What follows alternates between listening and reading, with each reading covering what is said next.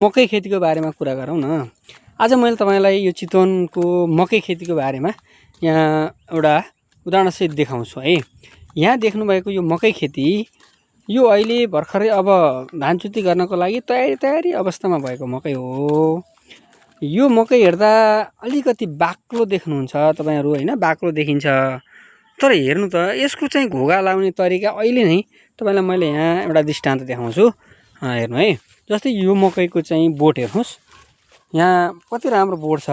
अनि यसले चाहिँ चुती राखेको छैन होला है।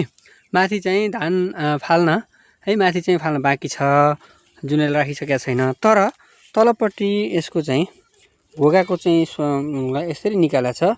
यो न्यूनतम 2वटा नै निकाल्छ। यस्तो खालको चाहिँ प्रत्येक मकैमा चाहिँ तपाईँ अधिकांश पाइन्छ। हुन त मकै नेपालको धेरै ठाउँहरूमा हुन्छ, तर यो चितवनको चाहिँ मकैको यस्तो विशेषता छ नि, तपाईँको 12 मासे मकै लायो भने पनि तपाईँको मकैबाट चाहिँ असाध्यै राम्रो आम्दानी गर्न सकिन्छ।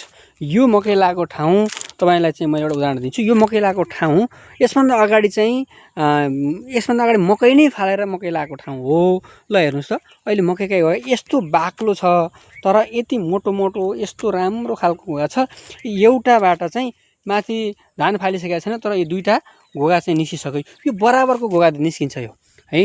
यो मकै खेती चाहिँ एकदमै राम्रो छ है। त्यसैले यो मकै खेती चाहिँ प्रोत्साहन स्वरूप चाहिँ यहाँ धेरै मात्रामा चाहिँ मकै खेती लगाउँछन् हिउँदमा पनि।